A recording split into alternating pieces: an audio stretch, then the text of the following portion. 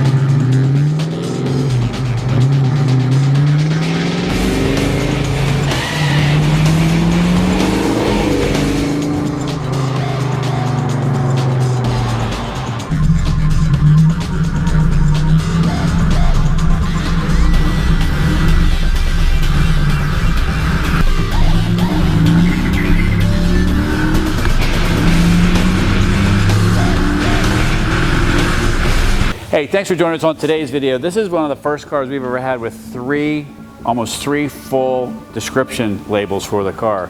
There is so much that goes on here. There's no way I'm going to remember all of this, on top of the fact that I probably wouldn't remember half of it anyway, but this is an incredible piece of history. I want you to think about what we're talking about here. This is a factory drag pack car, 430 rear end from the factory. It's a matching numbers car turned into a vintage race car. So imagine how cool that would be. Like if you wanted to go to a car show, you could go to the car show, or you could take it to the track, right? Drive on these tires here. Now we do have an original set of wheels and tires as well with the polyglass tires that we'll show in another section, okay? If you just wanted to go to a car show and just as a standard Boss 302. But this car is far from standard when it comes to the world of Boss 302s. We have 9 boxes, I believe 9 boxes of parts, and that's not how many we have. We have 16 boxes of parts. That's 16 boxes of parts is how many boxes of parts we have. All labeled, all with numbers on them, all the contents that are in there. This is a cool thing, man. You need to look at this car and look at the boxes of parts and look at the stickers of how much equipment is in each one, all the matching number pieces that are on this car. Think about this for a second. You hear matching numbers all the time, right? Awesome. It definitely makes a big difference. That adds investment grade to it. But when you have a car that's matching numbers and all the numbers are written down for you, they're all presented, everything's been preserved in boxes. So if you want to return everything back to stock, you could. Or if you wanted to take this car vintage racing like they did in 1970, because that's the reason these cars were built. 5 liters was the maximum engine size in the Trans Am racing series. Maybe you heard of Parnelli Jones or Roger Penske, these kinds of guys there. Road racing legends, they drove these cars, man. This is that car. And they had to build these cars to go racing in 69 and 70 and on up, or they couldn't sell it. So they had to sell them to the public to take them racing on the weekends. Here it is. Here's a chance to own an incredible piece of history, one of 4 built and still matching numbers. So as I run down this here, let's look at some paint for a second. This is an original grabber yellow car. Grabber yellow doesn't show up great as far as quality of paint goes, but if you can somehow see how clear each letter is, this is matte like it's supposed to be, all right?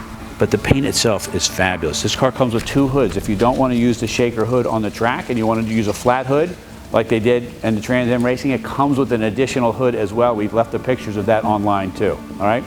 Again, we talked about wheels and tires. These you could take to the track if you wanted to, or you could put a set of slicks on here and take that around there. Replica mini lights. Made in England, sorry, I don't replica. These are mini lights, stamped made in England, not aftermarket wheels that, like you can see, some made. And this is the real deal. This is what you would have raced in 1970. That's why I get so excited about that. Anyway, so if you look inside the fenders, you can see all the bolts are replaced. The whole underneath of the car has been done. It's a fully restored car, meaning the bumpers, the chrome, the floor pans, the trim, the decals, the mirrors, the glass, everything around the car has either been replated, restored, or replaced. And that's the kind of car you want to get. The louvers, can you imagine rolling down the track, shifting into 4th gear at like 120, right? The louvers just misting the poor guy behind you in his wheezing Viper as this thing blows on past, huh? Front rear spoilers make it look super aggressive. The blacked out tail panel here. The exhaust, this is a great engine. So the reason why I say that, well, how can this car be faster than a Viper? Well, I'm not saying that it is faster than a Viper, but it is 50% more power than the original engine had in it. The original engine is in a box. It comes with the car. This right here is a factory crate motor with a serious amount of power, and it is built for full race. The inside of the crankshaft is 4-bolt mains. It's got extra webbing. It is a full race block in this car, and this thing rolls down the road, man. It is one of the fastest muscle cars that I have ever driven. Look under here and we can see how beautifully detailed it is. The shock's a different color than the leaf spring, the exhaust's a different color than the gas tank, the rear end's a different color than everything else. It's the detail stuff that makes for a show car, and I think you'd really like to enjoy showing this or racing it. All right, so as we look here, we left the springs on for the race hood if you want. If not, we'll get you a set of the correct steel hood springs that would hold it up correctly. But the other springs would bend the hood, and that's why I left them on here, all right? So here we take a peek around. This has an upgraded radiator, all right? If you're gonna show this car, we should paint this black for you. And I'll tell you why. This has a battery topper coming as well, so it'll look really authentic under the hood if you just wanna show the car. Then this won't stick out so much. But this is such a nice piece compared to a stock factory radiator. The car runs much cooler than it did from then. But take a minute and look around at some of ceramic coated headers with the dual exhaust, all right? You can see the intake, you can see the bigger block in there, all right? Has power steering, power disc brakes, right? All important stuff to know about, because a lot of times we forget to ask about these things, and it makes for a much better driving car. This has the Fomoco hoses on here with the correct clamps. So if you wanted to go to a car show and see Autolite and hold the hood up here with the correct hood prop, well, you would need a hood prop because we put the correct springs on for you if that's what you'd like. The dual horns, the signals, all that stuff is working for you, so you can take it out and drive it today if you didn't want to just go straight to the track.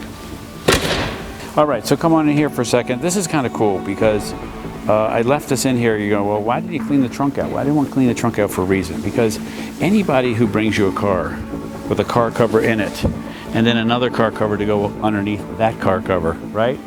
Is serious about protecting his car. Look at the paint and all the detail inside here.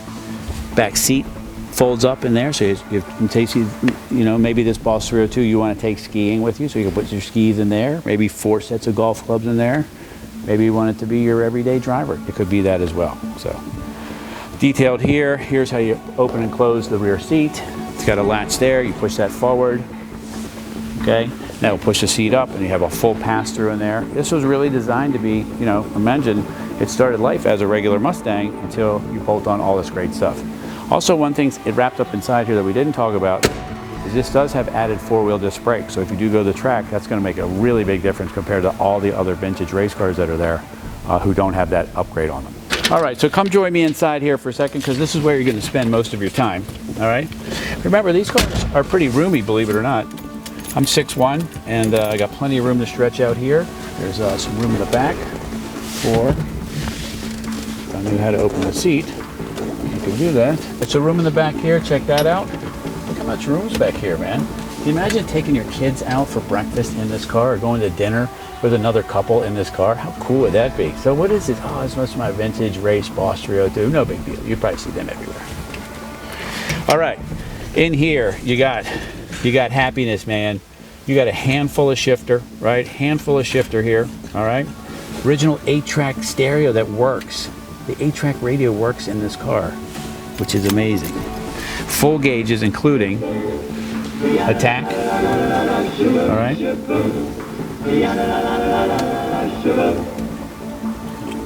is so cool. Look at all this. Wow. Okay, sorry, I get squirrel moment. Factory tack, 8,000 RPMs. Because this engine is significantly different than the factory engine, all right? This revs a lot higher. That tack is important, all right?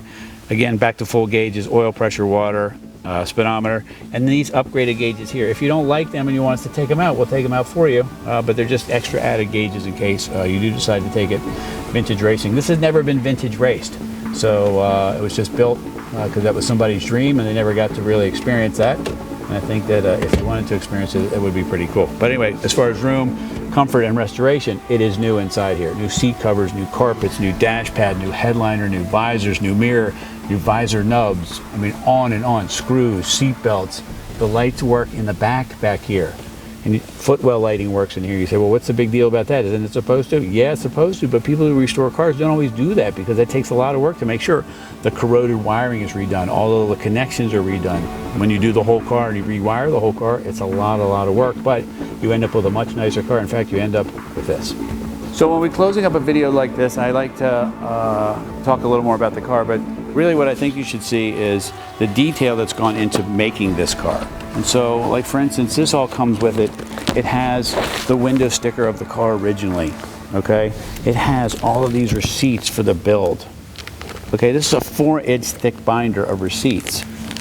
Here's the build sheet for the car. You want authenticity when you're buying a car. That's what makes investment grade. This way, look, here's the original build sheet for this thing. Look at that, man, that's cool as all get out. What do you love about that right there? Anyway, my point is this. This car costs way over $100,000 to build because you have almost an entire another car added to this car with the original parts that come with it too. If you want to return this car back, let's say these cars become $250,000, $300,000 cars someday and you want to return it back to stock because that's the value, you can do that as well. But a car with racing pedigree or a vintage racer, a lot of times can have even more value. Being that this car has never been raced, you would be the first one to ever do that if you wanted to. If not, and you just wanted to cruise it around, it's awesome. But I will tell you this, the motor that's in there is sneaky fast and way faster than most people have ever experienced a small block Ford. Anyway, call us 301-816-1000. We'll tell you all about this Boss 302. You know, when we start this up, you're gonna know right away, this is definitely no stock Boss. This thing, with the motor, it just revs so nice. You can tell it's a race engine. It just sounds great.